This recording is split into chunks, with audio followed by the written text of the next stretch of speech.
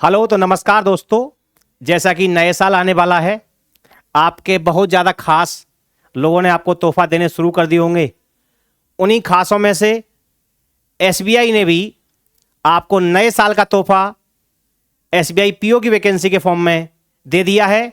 तो SBI PO की जो वैकेंसी है, जो नोटिफिकेशन है, उसके कुछ इम्पोर्टेंट बातें जो चेंज हुए हैं वो क्या क्या है, उनको एक बार देख लेते हैं। आइए देखते हैं। अगर हम बात करें, ये शॉर्ट डिस्क्रिप्शन है पूरे नोटिफिकेशन का, मैं डिटेल में बताऊंगा अभी। अगर हम शॉर्ट में समझें तो क्या क्या बात आ गई हैं चेंज होके। कह रहा है जो 2024 की एसबीआई पीओ की वैकेंसी है, उसमें जो कुल पोस्ट हैं वो 600 हैं। कुल 600 वैकेंसी आई हैं। देखिए, आप ये ना समझें कि 600 कम है, आपको केवल एक वैकेंसी की जरूरत है, तो आप उसके लिए मेहनत करें। और जो मेहनत करते हैं उनको नए साल के तोहफा जरूर मिलता है। इसलिए आप नए साल में एक बार फिर से लग जाएं, डट जाएं खतरनाक तरीके से और तैयारी करो। आपके हर झुकते हुए कदम को ऊपर उठाने के लिए आपके साथ तैयार खड़ा है, आपके कंधे से कंधे मिला के बैठा हुआ है। तो अगर हम एसबीआई के नोटिफिकेशन को देख लें, जो एप्लीकेशन है वो 27 तारीख से स्टार्ट हो जाएंगे, 27 दिसंबर से। जो लास्ट डेट होगी वो क्या होगी, 16 जनवरी। 16 जनवरी लास्ट डेट होगी। और पेमेंट की जो लास्ट डेट होगी वो भी 16 जनवरी होगी। 16 जनवरी तक आप उसके एप्लीकेशन का जो पेमेंट है वो कर सकते हैं। पेमेंट कितना करना होगा वो इधर लिखा हुआ है। जनरल, ओबीसी और ईडब्ल्यूएस वालों को 750 रुपये पे करना होगा। एससी, एसटी, ठीक है, पीएच के लिए 0 रुपये चार्ज हैं। और नीचे जो पेमेंट का मेथड है वो बता रखा है कि आप कार्ड से कर सकते हैं, बैंकिंग, नेट बैंकिंग के थ्रू भी कर सकते हैं। ठीक है, तो अगर हम बात कर लें, ये तो हुआ, हमने फॉर्म भर दिया। अब पेपर के बारे में क्या रहेगा। प्रीलिम का एग्जाम जो रहेगा वो कब रहेगा, एग्जाम डेट फॉर प्रीलिम, जो एग्जाम रहेगा प्रीलिम्स के लिए वो रहेगा आपका 8 से 15 मार्च के लिए।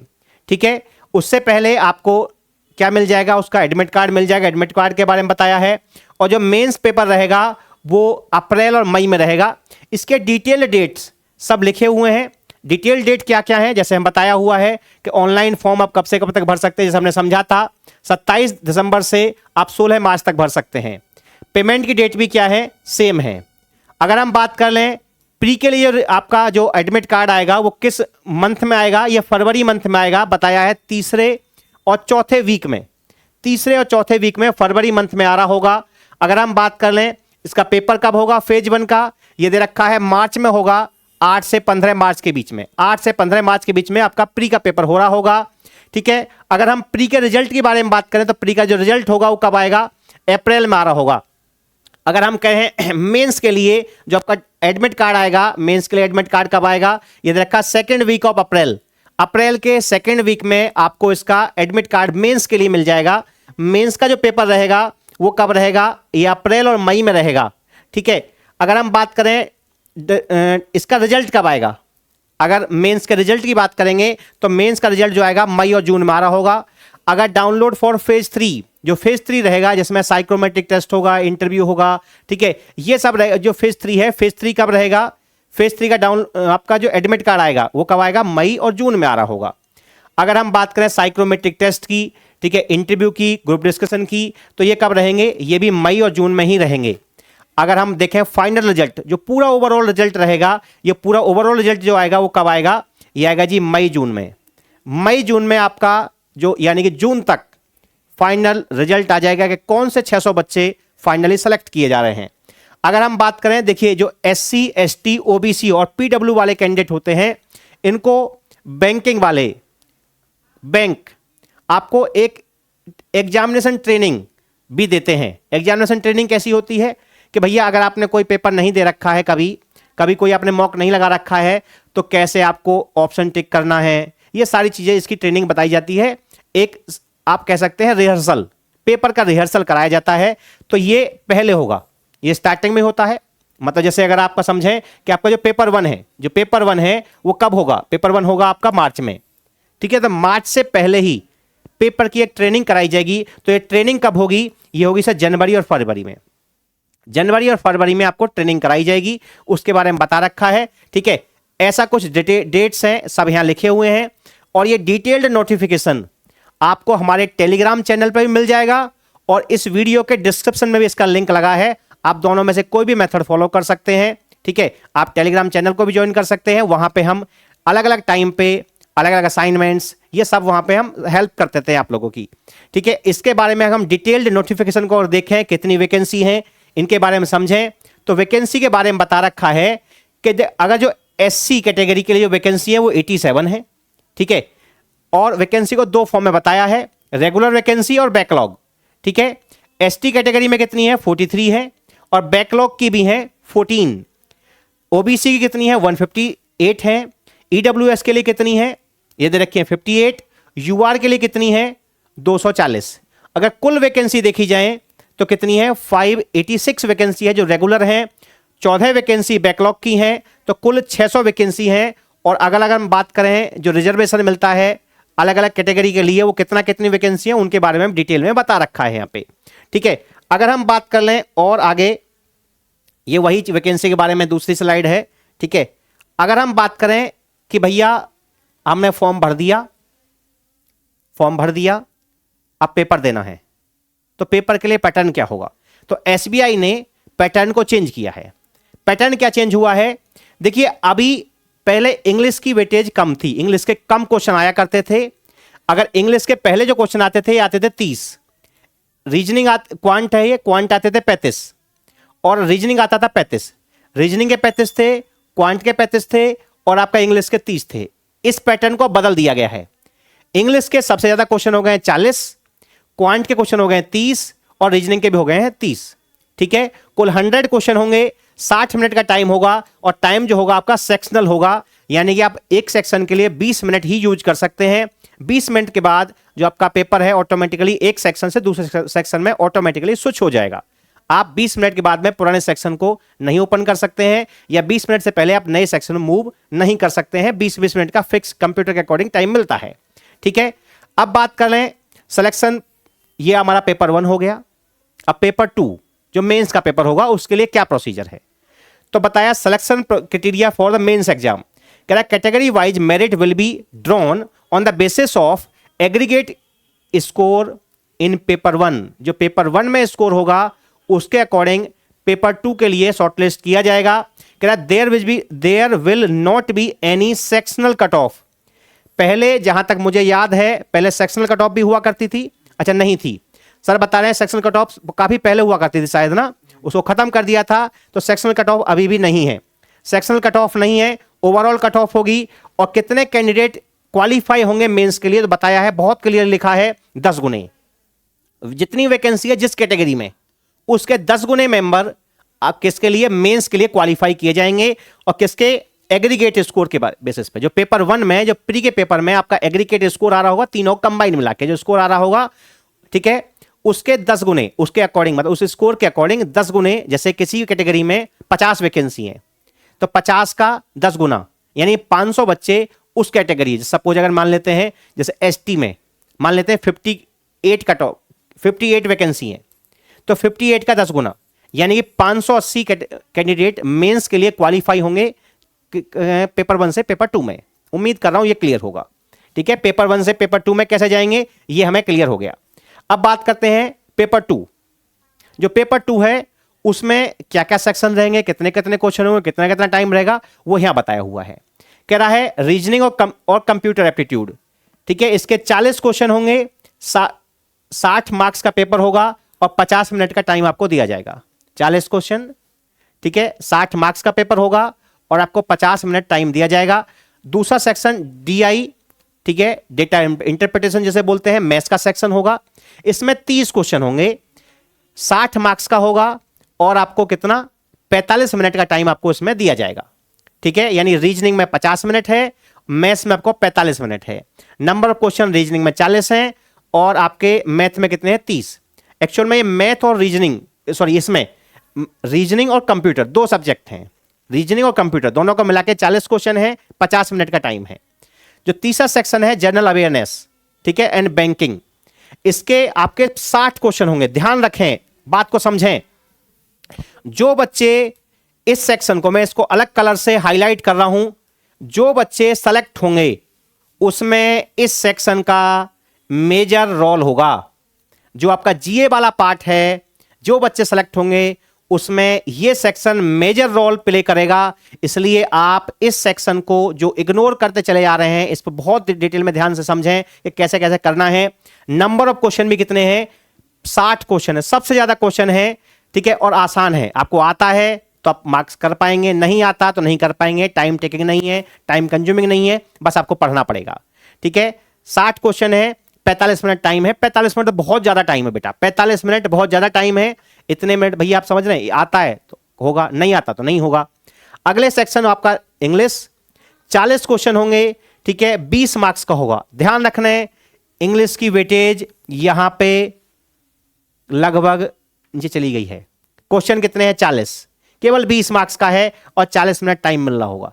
यानी कि पेपर 1 में इंग्लिश की वेटेज बढ़ा दी है। अगर आप पेपर 1 से पेपर 2 में आ रहे हैं, इसका मतलब बैंक ईमान नहीं चल रहा, आपको इंग्लिश आता है।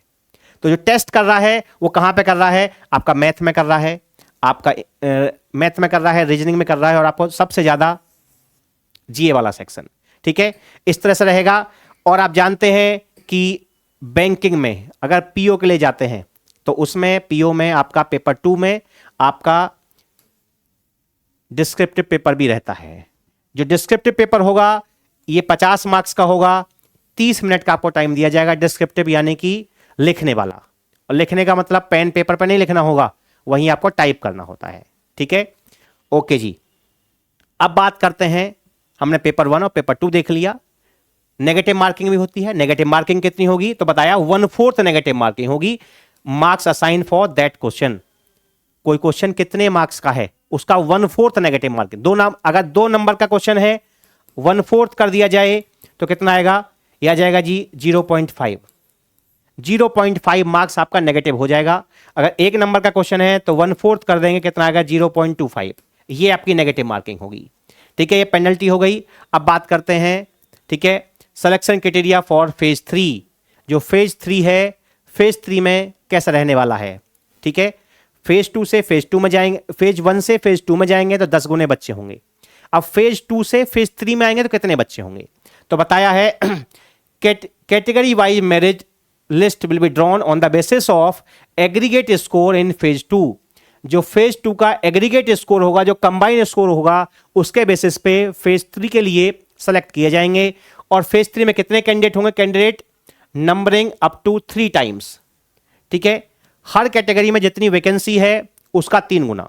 50 वैकेंसी है तो 150 कैंडिडेट उस कैटेगरी में सेलेक्ट होंगे फेज 3 के लिए। फेज 3 में 3 पार्ट हैं, साइक्रोमेट्रिक टेस्ट, ग्रुप एक्सरसाइज और पर्सनल इंटरव्यू। तो जो साइक्रोमेट्रिक टेस्ट है वो स्टार्टिंग में होगा, ठीक है। उसके बाद में जो ग्रुप एक्सरसाइज है ये 20 मार्क्स का होगा। जो इंटरव्यू है वो 30 मार्क्स का होगा, यानी जो फेज 3 है कुल 50 मार्क्स का होगा। ये आपका फेज 3 हो गया।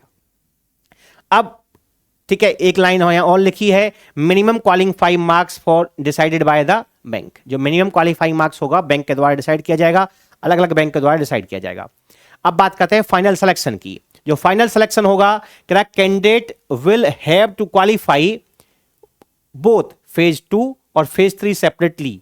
जिसने फेज 2 भी क्वालिफाई किया, फेज 3 भी क्वालिफाई किया, ठीक है, उसके बेसिस पे फाइनल सिलेक्शन होगा। कह रहा है marks obtain in mains exam, यानी फेज 2, ठीक है, बोथ डिस्क्रिप्टिव और जो ऑब्जेक्टिव टाइप है। जो ये फेज 2 हो गया, और phase 3 preparing for the final merit. जो फाइनल मेरिट होगी वो फेज 2 और फेज 3। जो फेज 2 है वो 250 मार्क्स का तो ऑब्जेक्टिव है, ये फेज 2 है, ठीक है, और आपका ये फेज 3 है, ठीक है, यानी कुल 300 मार्क्स का है। इसको नॉर्मलाइज किया जाएगा 100 मार्क्स के अकॉर्डिंग, यानी कि 75% वेटेज तो होगी किसकी? फेज 2 की, और 25% वेटेज होगी किसकी? ठीक है, 25% वेटेज किसकी होगी? इंटरव्यू और ग्रुप एक्सरसाइज की। जो आपका फेज 3 है उसकी वेटेज 25% है, और आपका जो फेज 2 है, ठीक है, मेंस का पेपर, उसकी 75% वेटेज है, ठीक है। इस बेसिस पे आपका फाइनल सिलेक्शन डिसाइड किया जाएगा। जो फेज 1 है इसके मार्क्स ऐड नहीं होंगे फाइनल मेरिट के लिए। फाइनल मेरिट के लिए फेज 2 और फेज 3। ठीक है, तो कोई बच्चा कितनी बार पेपर दे सकता है यह भी फिक्स है। अगर आप यूआर या ईडब्ल्यूएस कैटेगरी में हैं तो आपके पास कुल 4 चांस हैं, आप 4 बार पेपर दे सकते हैं। ठीक है, अगर यूआर ईडब्ल्यूएस अगर ये हैंडीकैप्स वालों के लिए है, ठीक है, जिन्हें क्या बोलते हैं, विकलांग बोलते हैं। ठीक है, तो उनके लिए 7 चांस हैं। एसटी एसटी के लिए नो रिस्ट्रिक्शन। अगर आप एससी एसटी हैं तो इनके लिए कोई रिस्ट्रिक्शन नहीं है। ठीक है, आप कितनी बार भी पेपर दे सकते हैं। और ध्यान रखना, और कुछ बच्चों को ये कंफ्यूजन रहता है कि ये चांस कौन से काउंट होते हैं, तो यहां साफ साफ लिखा है paper 1 will not be counted. जो काउंट किया जाता है वो मेंस का काउंट किया जाता है, पेपर 1 जो काउंट करते हैं वो काउंट नहीं होता है। इसके बाद भी आपको कोई इशू है, कोई डाउट है किसी पॉइंट को लेके, तो आप हमारी टीम के साथ में इन नंबर के साथ कांटेक्ट कर सकते हैं। ये हमारे व्हाट्सएप नंबर है, कॉलिंग के नंबर लिए नंबर भी हैं। ये पूरा नोटिफिकेशन आपको डिटेल्ड में हमारे टेलीग्राम चैनल पे मिल जाएगा और इस वीडियो के डिस्क्रिप्शन में मिल जाएगा। इसके लिए अभी तक अगर आप वेट कर रहे हैं कि तैयारी करो, इसके लिए क्या कर रहा है, एक तो ये वाला बैच है जो हम यूट्यूब पे लेके आने वाले हैं, क्लियर है। एक ये वाला बैच है जो हमारे ऐप में आएगा। एक ये बैच है, ये उनके लिए है जिनको सब कुछ पढ़ लिया है, जल्दी से तैयारी करना चाहते हैं, 1 महीने में पूरी क्लासेस को रिवाइज करना चाहते हैं, तो आपको वीओडी बैच यानी पूरी क्लासेस आपको तुरंत मिल जाएंगी। एक ये बैच है 2 वे कम्युनिकेशन, जैसा कि दिलीप सर कई बार बता चुके हैं, ऑनलाइन एजुकेशन की इंडस्ट्री में जो सबसे बड़ी समस्या है वो है डाउट्स की, वो है टेस्ट की, वीकली टेस्ट की। इन समस्याओं को ये जो 2 वे कम्युनिकेशन है, जो कि तैयारी करो का एकदम यूनिक फीचर है कि आपको कुछ भी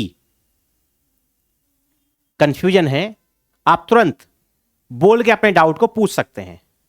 ये क्लास इक्वलेंट होती है ऑफलाइन के, जैसे ऑफलाइन में जो भी डाउट आप तुरंत बोल के बात कर सकते हैं ना, कमेंट का झंझट खत्म है, कमेंट नहीं करना कुछ भी। ऑनलाइन में समस्या यही है कि आपको जो डाउट है आपको कमेंट करना पड़ेगा, टीचर ने पढ़ा नहीं पढ़ा, ये झंझट नहीं, ये झंझट ही खत्म। आप ऑनलाइन जुड़ें, ऑफलाइन का मजा लें, जो डाउट है आप तुरंत पूछें।